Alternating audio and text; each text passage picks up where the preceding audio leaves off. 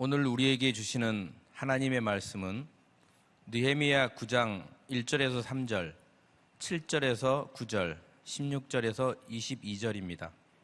느헤미야 9장 1절에서 3절, 7절에서 9절, 16절에서 22절입니다.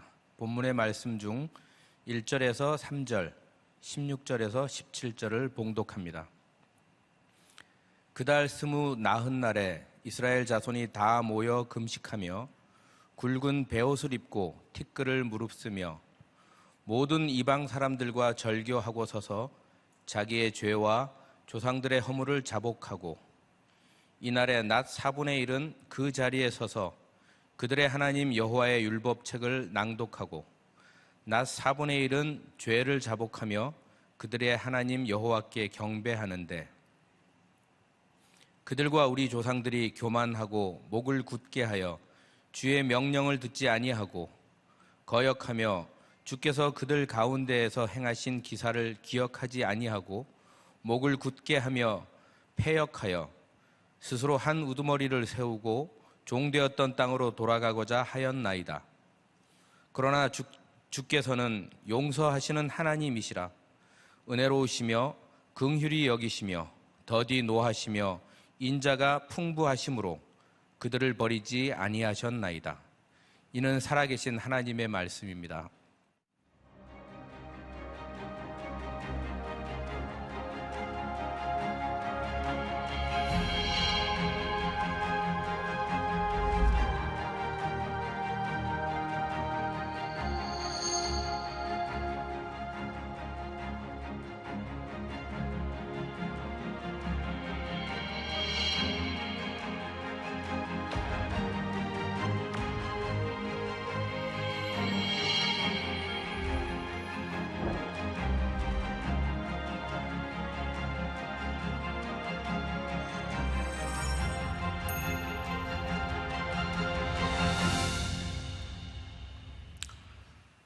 주일 12시 예배 함께 하시는 여러분들 한 사람 한 사람을 주님의 이름으로 사랑하고 축복합니다.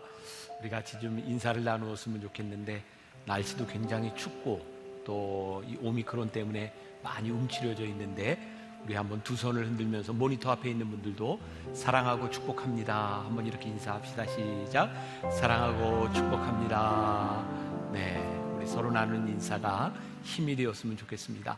여러분들에게 좀 중요한 광고를 좀 드리죠. 여러분들이 조금 전에 보셨지만 이제 뭐가 다가오나요? 변화산이 다가오고 있습니다. 변화산. 우리가 올해 주제가 말씀으로 돌아가자. 그리고 변화산을 생각하다가 제가 지금까지 한 번도 여러분들과 함께 주기도문을 가지고 나눠본 적이 없는 것 같아서 이렇게 기도하라 라고 하는 주제로 변화산 주기도문 말씀을 여러분들과 함께 나누려고 합니다. 여러분들이 말씀 앞에서 또 이렇게 기도하라 라고 하는 말씀을 통해서 신앙에 굉장히 유익이 되는 시간이 되리라고 생각합니다. 잘 기대하고 준비하고 기다리시면 좋겠습니다. 네, 고맙습니다. 또 봄학기 M스쿨 신청 및 접수 여러분들이 3월부터 성경 공부를 하실 수 있어요. 온라인으로 하실 수도 있고 또 이제 오프라인으로 하실 수 있는데 교회 홈페이지 앱에서 여러분들이 신청하시면 됩니다. 잘 듣고 이렇게 따라와 주시리라고 생각하고, 자, 코로나 때문에 많이 이제 힘든 시간들 지나가고 계시죠. 제가 어제 오늘 계속해서 여러분들에게 말씀드리는데 나를 위해서 또 누군가를 위해서 여러분들 조심하는 것 필요합니다. 그러나 두려워하지는 마십시오. 여러분 조심하세요. 그러나 두려워하지 말고 담대하게 이 시기를 잘 지나가면 좋을 것 같습니다. 자, 오늘 여러분들과 함께 말씀 앞에서 시리즈 5번째 신앙을 고백하라 이런 제목으로 말씀을 나누려고 합니다. 제가 이 느헤미야서를 여러분들과 함께 쭉 이제 7번 나누면서 제 속에 그런 생각이 들더라고요. 느헤미야가 참 여러 가지 면에서 우리들에게 건강한 신앙의 모습을 우리들에게 보여주고 있구나. 그러니까 오늘 말씀도 특히 이제 건강한 부흥이란 어떤 것인가 이런 관점에서 나누게 될 텐데 느헤미야가 우리들에게 주는 참 좋은 교훈이 있다는 생각이 듭니다. 종종 우리들의 신앙생활 가운데서 우리들이 이렇게 구별에 실패하는 것이 있다. 그런 거죠. 지난해 오스왈드 챔버스의 주님은 나의 최고봉을 우리들이 쭉 묵상하면서도 오스왈드 챔버스가 계속 이야기했던 부분인데 이런 거예요. 하나님께서 하실 수 있는 일이 있고 하나님께서 하실 수 없는 일이 있다. 너무 불경하게 들리나요? 하나님이 하실 수 없는 일이 있다니? 근데 오스왈드 챔버스가 이렇게 얘기하죠. 하나님께서 우리들에게 은혜를 베풀어 주실 수는 있지만 은혜를 받은 우리가 거룩하게 되는 일은 하나님이 하실 수 있는 일이 아니다. 그것은 우리의 일이라는 거예요. 그러니까 이제 건강한 우리들의 신앙에 있어서 하나님이 하시는 일과 우리들이 해야 되는 일을 잘 구별할 수 있어야 되는 거죠.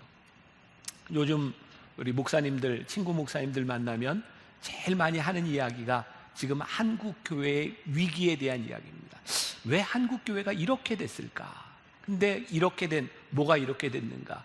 교회가 이 사회 속에서 공공성, 신뢰성을 잃어버렸다는 거예요. 하나님을 믿는 사람들이 이 공공성, 우리 신앙의 공공성, 신뢰성을 어떻게 회복할 것인가? 우리가 하나님 앞에 올바른 예배를 드리기 위해서 우리들이 해야 되는 일이 있어요. 우리가 하나님께 진정한 기도를 드리기 위해서 우리들이 해야 되는 일들이 있어요. 우리가 하나님께 준비된 자로 사용되기 위해서는 우리들이 해야 되는 일이 있는 거죠. 그러므로 우리들이 건강한 부흥을 경험하기 위해서 먼저 실천하는 신앙인이라고 하는 것을 생각해 볼 필요가 있을 것 같습니다. 자, 간혹 우리는 주변에서 기도를 많이 하는 사람들을 봅니다. 저 사람은 참 기도를 열심히 해, 많이 해. 그런데 문제는 기도하면서 모든 책임을 하나님께 전가하는 거죠. 여러분, 우리들의 기도는 제가 잘 쓰는 표현이죠. 발 달린 기도를 하자고. 하나님 앞에 기도하는 자로 최선을 다해 삶을 살아가기 위해서 하나님께 기도하는 거예요. 기도한다고 하는 것은 모든 책임을 하나님께 돌리는 것이 아니라 기도하는 자로서 우리들의 살아가야 되는 삶의 모습들을 분명히 보여줘야 되는 거예요. 그런 면에서 느헤미야가 우리들에게 보여주는 게 뭘까요? 느헤미야는요, 여러분들이 지난 4번의 말씀을 한번 이렇게 하나하나 짚어보세요. 느헤미야가 그 민족의 위기 가운데서 하나님께 이렇게 기도해요. 하나님, 나를 기억하여 주옵소서. 느헤미야가 기도하면서 뭐라고 기도했다고요? 나를 기억해 달라고요. 이 대단한 기도거든요. 우리가 하나님 앞에 기도하는데, 하나님, 제가 하나님 앞에 기도하며 몸부림치며 믿음으로 살아가려고 했던 제 모습을 기억해 주세요. 이 기도가 얼마나 능력이 있는 기도인지 몰라요. 우리가 하나님 앞에 이런 기도 할 수 있는가? 하나님, 제가 하나님 앞에서 믿음으로 살아가려 했던 제 모습을 기억하여 주옵소서. 또 느헤미야는 성전을 재건하고 민족의 부흥을 앞에 놓고 적들이 쳐들어오고 방해하는 가운데서 어떻게 기도했어요?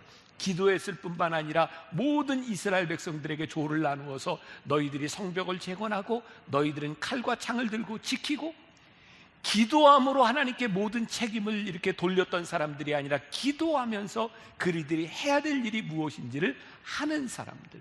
그러니까 이 건강한 부흥, 건강한 신앙이라고 하는 것은 뭐예요? 기도하며 실천하는 모습이 우리들에게 있는가? 또 이 건강한 부흥의 모습 가운데 감성과 지성이 조화를 이루는 신앙의 모습을 가지고 있는가? 자, 느헤미야가, 그리고 느헤미야 백성들이 하나님의 말씀 앞에 서죠. 자, 말씀으로 돌아가자. 하나님의 말씀을 배우고 듣고 익혀요. 그런데요, 하나님의 말씀을 듣고 배우고 익히는 게 참 중요한데, 이 말씀이 머릿속에서만 머물러 있으면 이 말씀이 무서운 창이 될 수 있어요. 말씀을 배우고 지적으로 내가 많이 이렇게 성숙되어 가는 것 같은데, 이 말씀을 가지고 누군가를 판단하고, 그러고 보니까 뭐가 떠올라요? 예수님께서 많이 질책하셨던 바리새인들, 서기관들, 그들은 어떤 사람이었어요?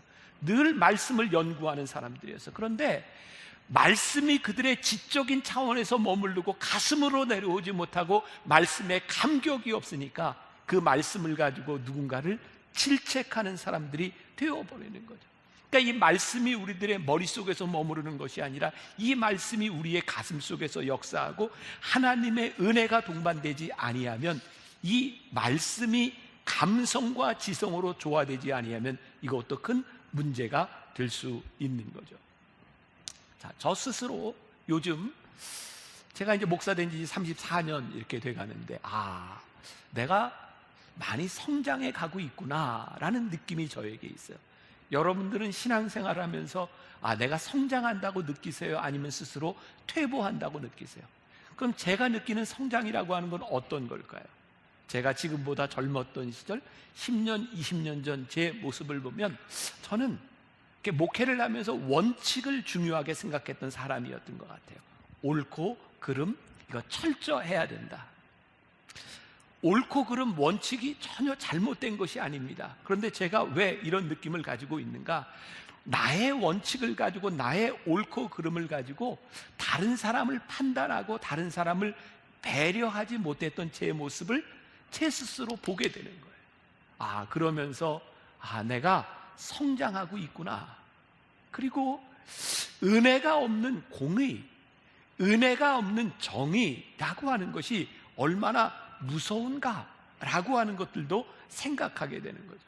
자, 예수님께서요, 마태복음 7장 3절과 5절에서 이렇게 말씀하고 계세요. 제가 좀 읽어드릴게요. 어찌하여 형제의 눈 속에 있는 티는 보고 내 눈 속에 있는 들보는 깨닫지 못하느냐. 보라, 내 눈 속에 들보가 있는데 어찌하여 형제에게 말하기를 나로 내 눈 속에 있는 티를 빼게 하라 하겠느냐. 외식하는 자여, 먼저 내 눈 속에서 들보를 빼어라.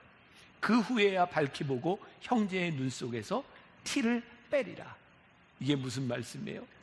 하나님의 말씀은 지적으로 알고 있는데 하나님의 말씀이 내 속에서 감격으로 내 속에서 역사하지 않으면 상대방의 눈에 티가 보이고 내 속에 있는 들보가 보이지 않는다는 말이죠. 지난해 제가 여름이었습니다. 어떤 대학교에서 교직원들을 위한 집회를 인도하게 되었어요. 집회를 인도하고 그 총장님하고 이렇게 대화를 나누는데, 이 총장님은 목사님으로 목회를 하다 총장이 되신 분이에요. 이분은 총장이 되면서 마음에 이런 결심을 했대. 내가 이 대학 행정을 목회하듯이 해야 되겠다. 그런데 목회하듯이 하려고 했는데 잘 안 되더라는 거예요. 학교에 수백 명의 교수들이 있는데 늘 다 좋은 소리들을 하지만 결코 희생하지 않고 이기적인 모습들을 보면서 이거 정말 안 되는 일이구나, 그러면서 행정 지침을 만들어서 규정을 만들어서 해야 되겠다는 마음이 들었다는 거예요. 제가 그분에게, 저보다 나이가 많은 분인데, 제가 이렇게 이야기를 했어요. 총장님, 제가 하고 있는 말이 굉장히 이상주의적인 말처럼 들릴지 모르지만 과연 규칙을 만들고 행정 지침을 만든다고 이 문제들이 해결될 수 있을까요? 그럼 문제가 생길 때마다 또 다른 지침을 만들고 또 다른 지침을 만들고 그렇게 이 문제가 해결될 수 있는 것일까요?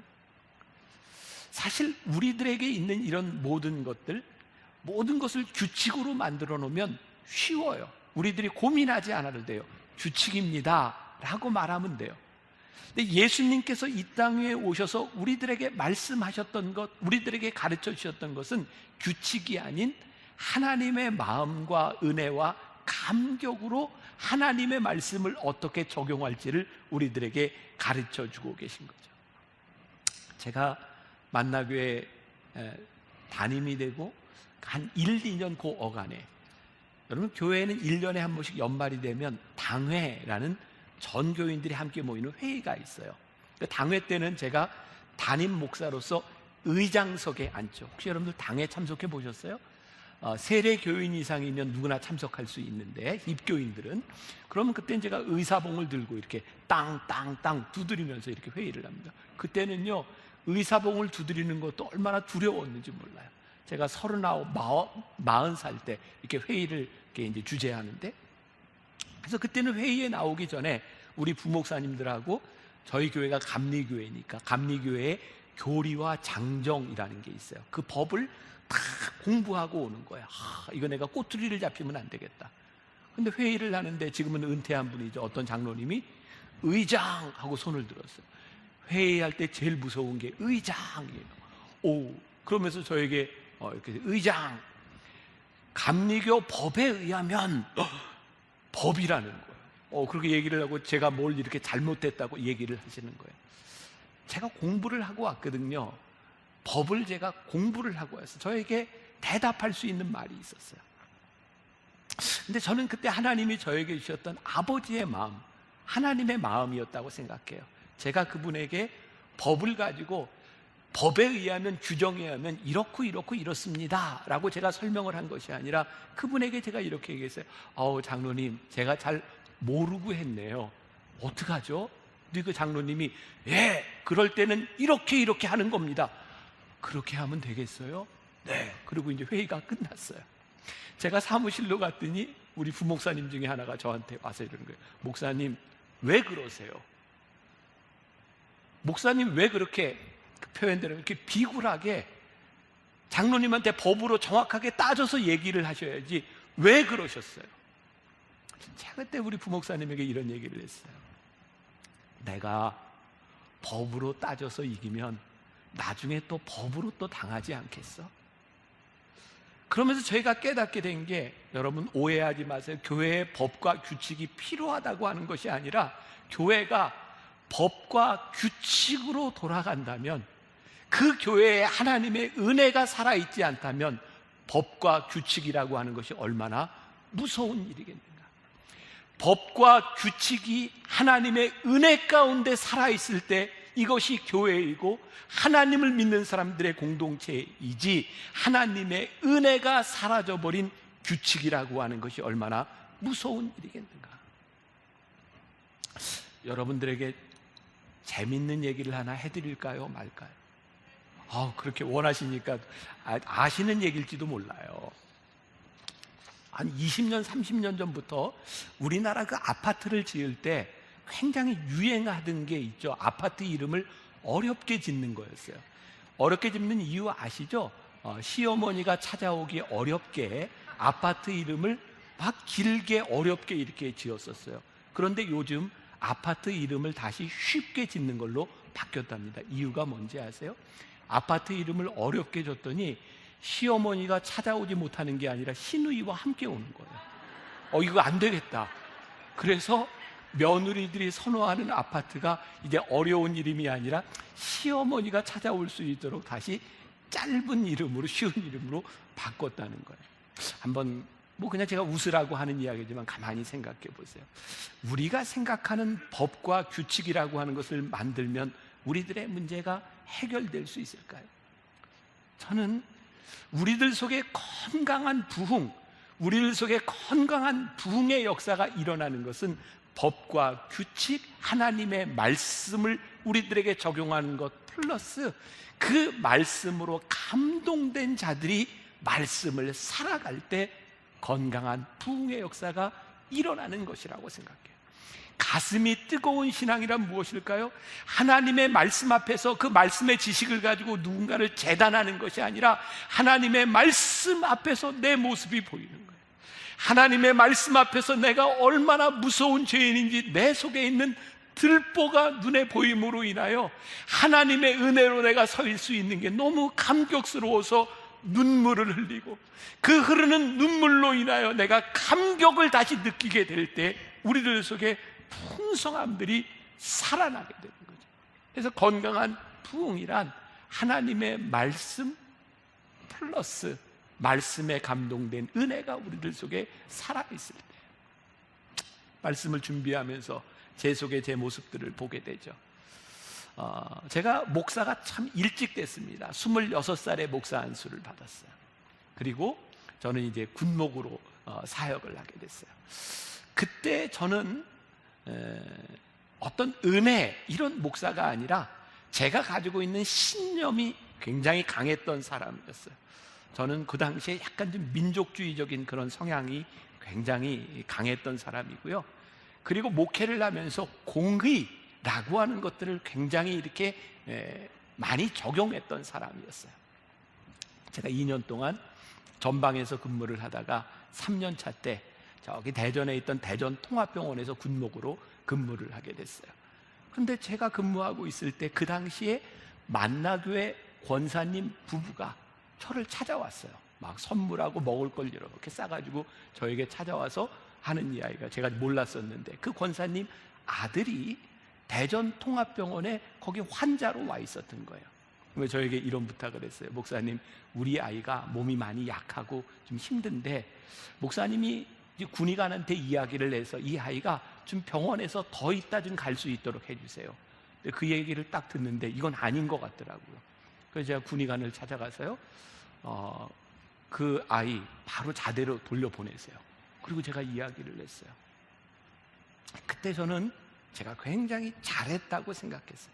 제가 나쁜 짓을 하거나 잘못한 건 아니죠. 저는 그게 공의로운 일이라고 생각했고 그런 정신 상태로는 안 된다고 생각했어요. 그런데 시간이 지나면서 제 마음속에 깨닫게 되는 게 뭐냐면, 내가 공의롭게 생각했다고 한 그 일들, 그게 틀린 일은 아니었지만 제가 그 자식을 생각하는 부모의 마음을 저는 전혀 생각하지도 헤아리지도 못했어요. 그게 오랜 시간이 지나가면서 그래, 나는 공의롭다고 행한 그 일 가운데 그 자녀 때문에 아파하고 힘들어하던 부모의 마음은 내 속에 하나도 존재하지 않았구나. 내가 진짜 괜찮은 목사였을까? 여러분들에게 한번 물어볼게요. 여러분들이 만약에 선택한다면 여기 두 목사가 있는데, 한 목사는 아주 눈물이 많은 목사예요. 또 한 목사는 아주 정의로운 목사예요. 둘 중에 하나를 택하라면 여러분들은 누구를 택하시겠어요? 대답 안 하셔도 돼요. 눈물만 있어도 문제일 것 같고 정의만 있어도 문제일 것 같아요. 오늘 건강한 부흥, 하나님께서 이 느헤미야를 통해서 우리들에게 가르쳐 주시는 이 건강한 부흥은, 우리가 하나님 말씀 앞에 서서 말씀만 적용하는 사람이 아니라 그 말씀으로 인한 감격과 은혜가 살아있는 사람이 되는 것. 자, 느헤미야 9장 1절부터 2절에 보니까 이런 표현들이 있어요. 금식하며 굵은 베옷을 입고 티끌을 무릅쓰며 자기의 죄와 조상들의 허물을 차복하고, 말씀 앞에 서서 말씀이 지적인 차원에 머무르는 것이 아니라 그 말씀으로 인하여 철저한 회개의 역사들이 일어나기 시작합니다. 느헤미야 9장 2장을 제가 처음부터 읽어드려요.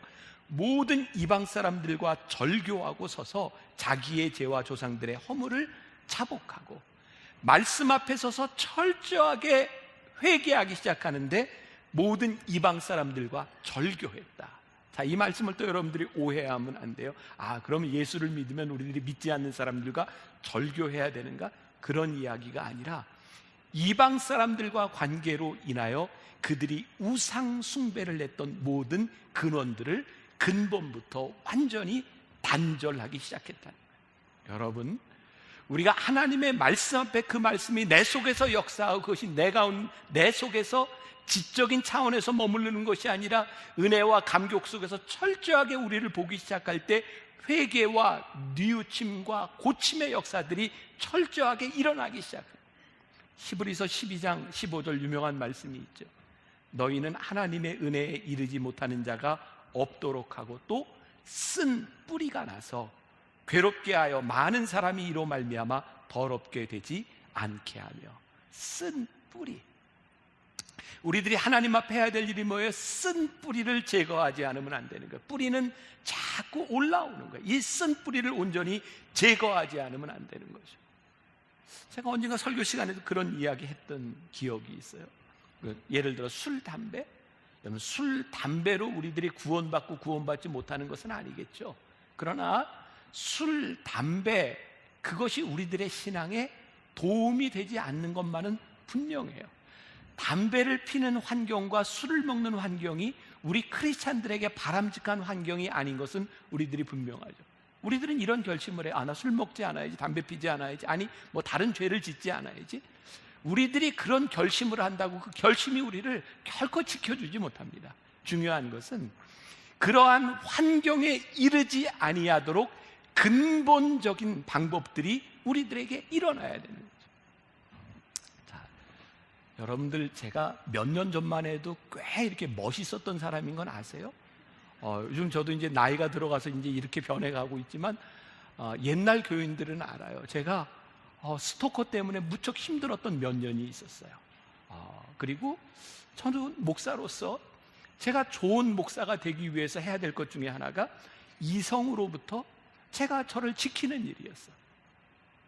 그래서 제가 지키는 일이 뭐냐면 뭐 사무실도 다 오픈하는 것뿐만 아니라 차를 제가 운전할 때는 제 옆자리는 제 아내 말고는 아무도 어떤 여자도 앉을 수 없어요. 이게 제가 가지는 룰이었어요. 근데 제가 운전을 하고 종종 이렇게 여자 성도들과 함께 이렇게 가게 될 때면 여자 성도들한테 이렇게 뒤에 타세요. 그럼 그분들이 또 굉장히 불편해요. 어떻게 목사님이 운전하는데 제가 뒤에 타요. 그리고 이제 옆으로 올라가요. 안 된다니까요. 그러면 힘들어요.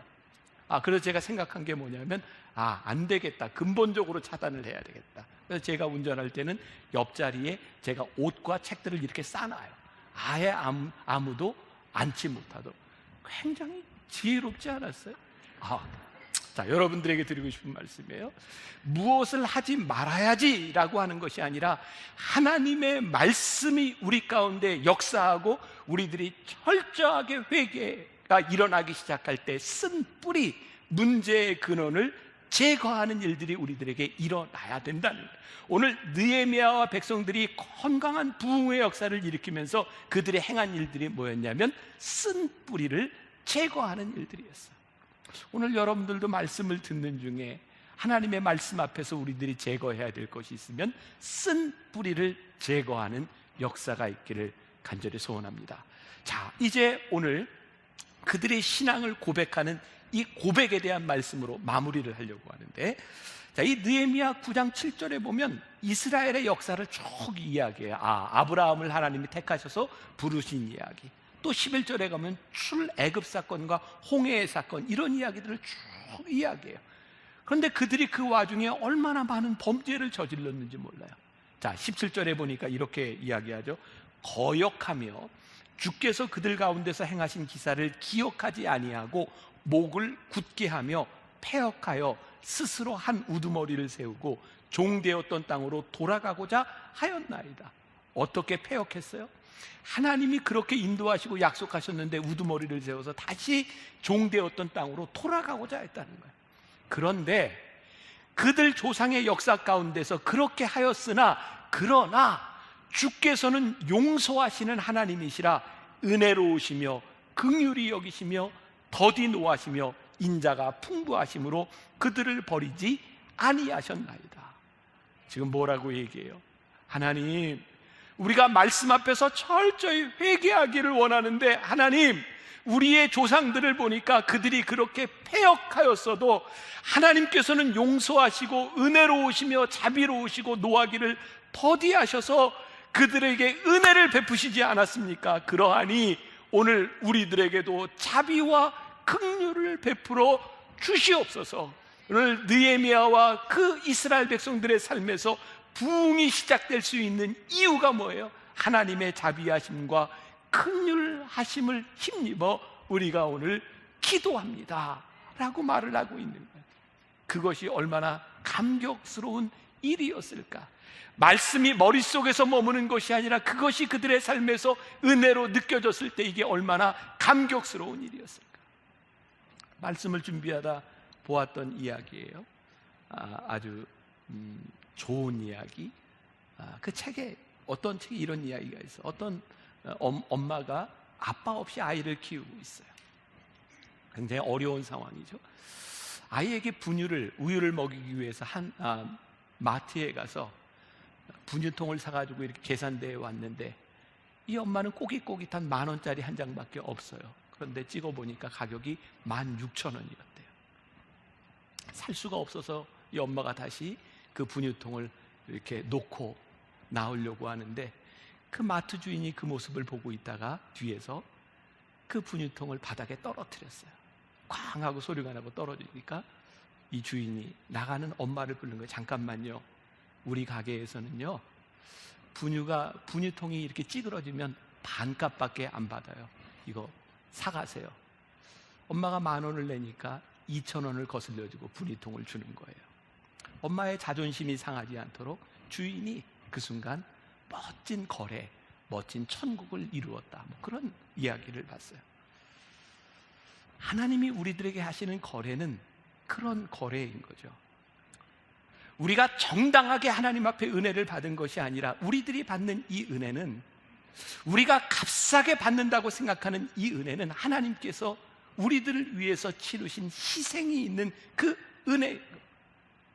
하나님께서 오늘 우리들에게 자비와 은혜를 베푸시겠다고 하는 것은 그렇게 쉬운 것이 아니라 하나님께서 희생을 치르셨기 때문에 우리들이 받는 은혜입니다. 이스라엘 백성들이 하나님 앞에 기도하는 거예요. 그것을 생각하면 하나님, 저희들에게 은혜와 자비를 베풀어 주시옵소서. 그 자비와 은혜가 하나님께 얼마나 감격스러운 일인지.